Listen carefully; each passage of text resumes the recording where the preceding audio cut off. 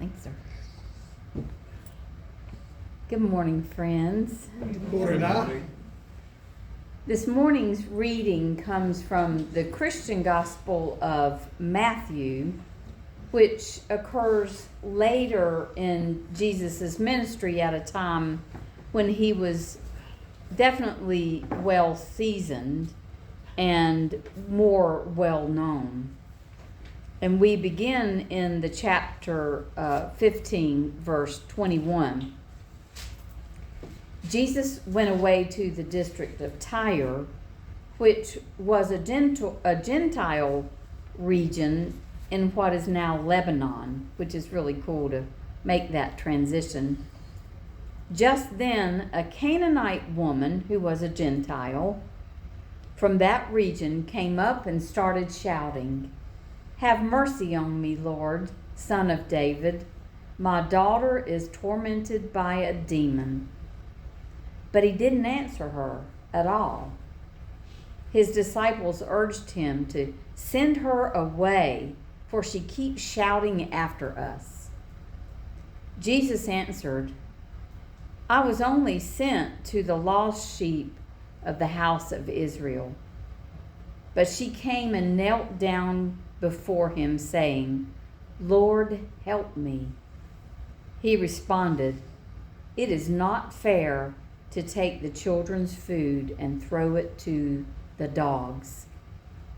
She responded, "Yes, Lord, but even the dogs eat the crumbs that fall from their master's table."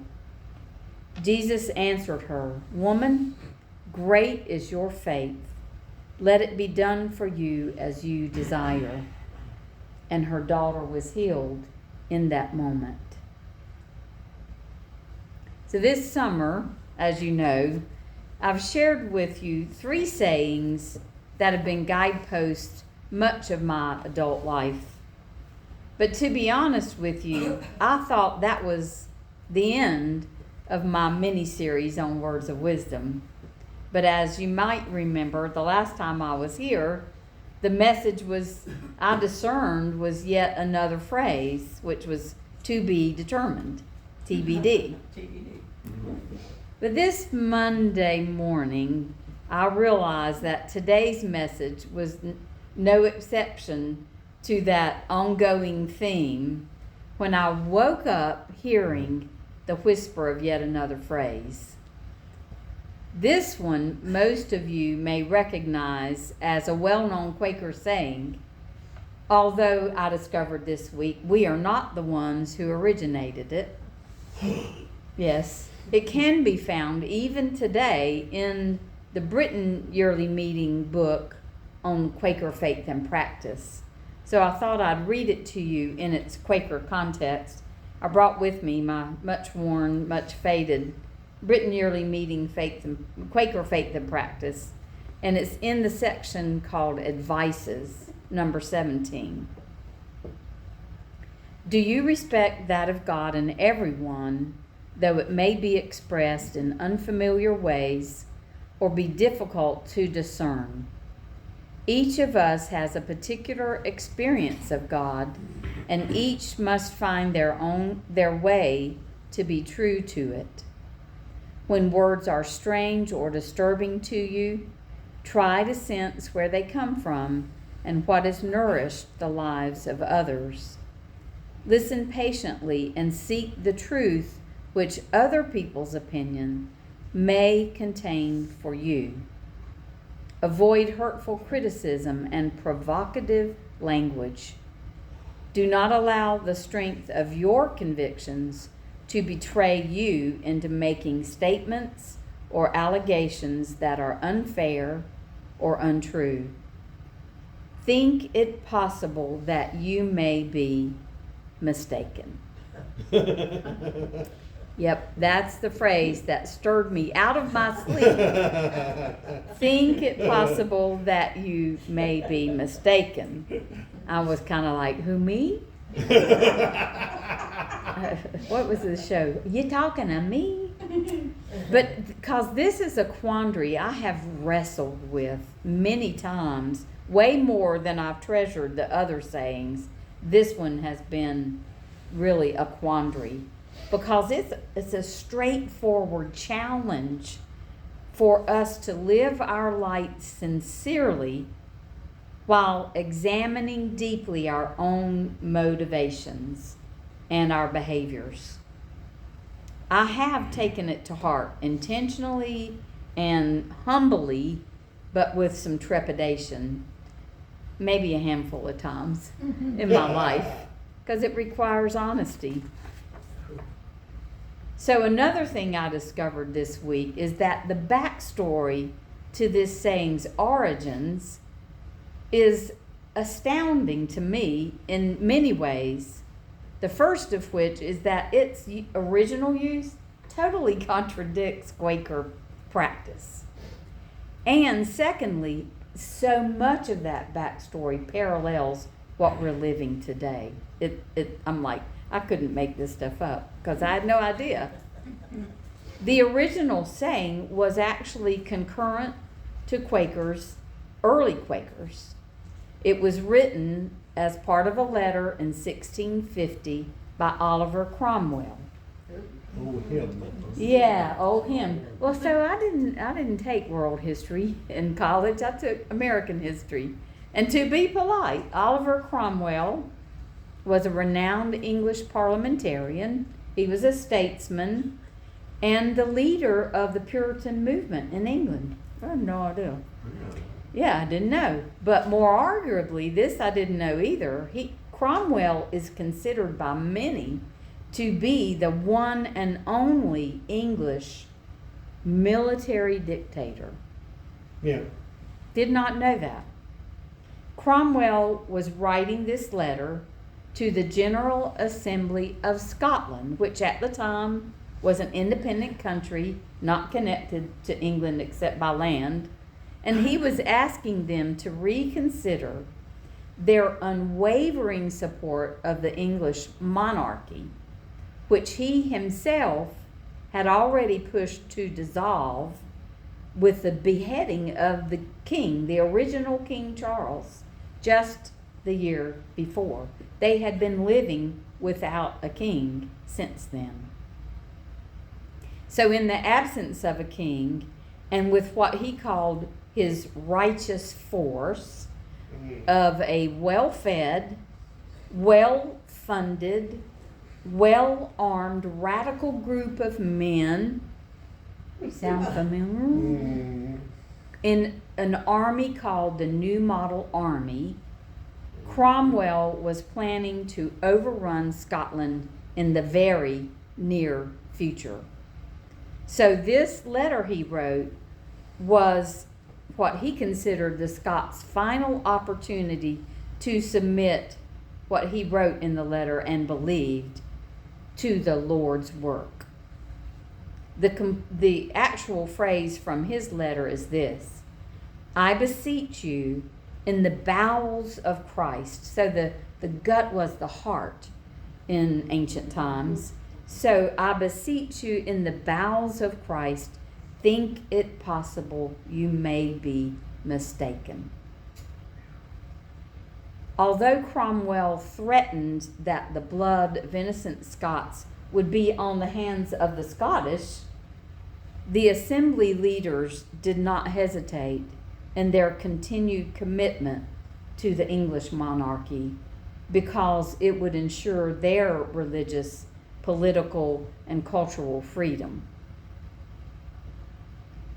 Well, while the history of what happened after that is well documented and you'll have to study it yourself,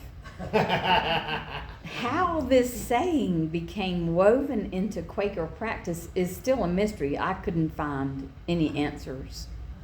But over time, Quakers have transformed the exact saying, minus the bowels of Christ, into a pointed spiritual query. Consider, which for us is to discern, to deeply ponder the possibility that you may be mistaken. It lands a little more lightly, but still challenges us. Today's reading tells the story of two people who did just that. Jesus believed that his ministry was intended only for the house of Israel. But y'all, we already know that he has encountered the woman at the well, and she was a Samaritan Jew from the house of Jacob. We also are well aware of her conversion and that of her village that stemmed from their encounter. The faith of the Gentile woman in today's story echoes that of the Samaritan woman. She too challenges Jesus in what he has discerned as his ministry. She doesn't accuse him of being wrong. She doesn't point fingers at him. She simply calls him Lord and entreats him to heal her daughter. And by doing so, she nudges him into a newer truth to consider that this limited belief may be mistaken. Whoa. And while we don't read about it in this story, I think that the Canaanite woman had already done some of her own self-examination. If you think about it, she comes from a people whom the Hebrews called wild, untamed dogs. Kuon is the word for that. That word reveals the derogatory cultural narrative that she was up against, and maybe lends us some insight into the disciples' rejection of her. Possibly. It may well be that this woman has already considered she might be mistaken about the rumored miracles performed by this Jew, by this son of David that everyone has been talking about. At least at this point, she's willing to discern that truth for herself. So despite Jesus' initial rejection of her, apparently initial rejection, in which he says, it's not fair to take the children's food and feed it to the dogs, Jesus is actually and subtly acknowledging the woman's courage. And you might say, how? He called her a dog. But the word he used was kanarian, which is the word for a household pet, a beloved. A puppy dog. A puppy dog, instead of a wild animal. So this shift in language likely didn't go unnoticed by the Canaanite woman. I think it maybe encouraged her a little further to stand her ground. She had heard a deeper truth in his rejection. So for Jesus, for the Canaanite woman, and for us, being willing to consider that we might be mistaken takes a lot of courage. It starts when we embrace the willingness to look deeply within ourselves, to feel uncomfortable, to speak truth to the power of our own old stories that we've internalized.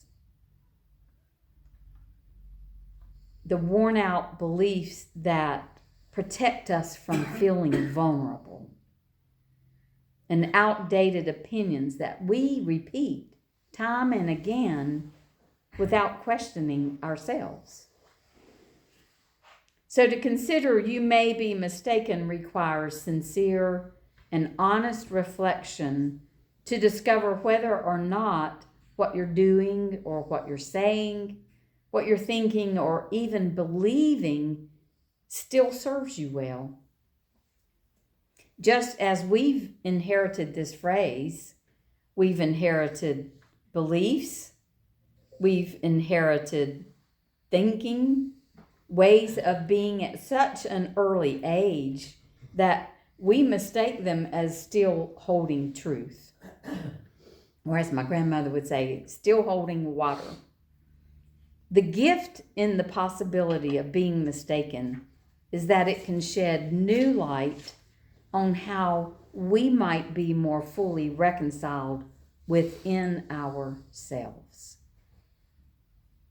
Scottish Quaker minister and author, another discovery I made this week, by the name of Ruth Harvey, describes it this way.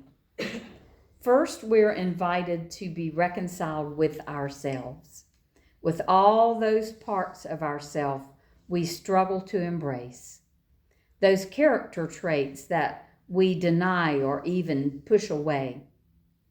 To be a healer, it helps to know how it feels to be in need of healing. To be a peacemaker, it helps to know how it feels to be at odds, at war with ourselves. To be a reconciler, it helps to know how it feels to be reconciled to oneself. To love our neighbor as we love ourselves, we first must know what it means to love ourselves from the inside out. So the truth is, we have had unlimited opportunities over the past several years to observe and to decide when another person or another situation isn't to our liking. And I like to imagine we're dishing out blame and shame like the Golden Corral, all you can eat buffet. It's like endless. It's the bottomless shrimp at Olive Garden. While we pile our plates full of victimhood and vitriol and vindication so that we don't have to turn our gaze inward. Boy, it keeps us busy, doesn't it? To think it possible that we might be mistaken, that's not an allegation of guilt. It's not an assignment of blame. It doesn't mean you're a failure. I like to think of it as an invitation to treat it like a soul growth opportunity. It's an invitation for us to trust ourselves a little bit more, to be willing to dissect what we've inherited, what we've experienced, what we think we know is true, and to remain open to a truth that's bigger than the version we're currently living. To consider we may be mistaken is also a willingness to meet ourselves honestly in the light, including the parts of our story we would rather not deal with or even look at. Maybe that is what we see in this encounter between Jesus and the Canaanite woman, just as we saw in the earlier encounter at the well. Two people willing to do their inner work, willing to hang in there long enough for some new truth to be revealed. She was willing to be mistaken about the boundaries she'd inherited. She dared enter the house. And the stories that she'd been hearing. Jesus was willing to be mistaken that the boundaries he'd understood were his own. And in the end, after all that self-reflection, an innocent child is healed. And I think that's metaphorical as well as what's written. Maybe that is the gift of thinking we may be mistaken. Not that we become doubtful about everything or less uncertain, but that we become more available to what we don't yet know. That's what I've been holding on to for 2 years. We don't have to strain for perfection. We need only to remain open to asking with courage and curiosity. What if I were to consider just the possibility that I may be mistaken? What if there is actually more light here than I can see? And so it is.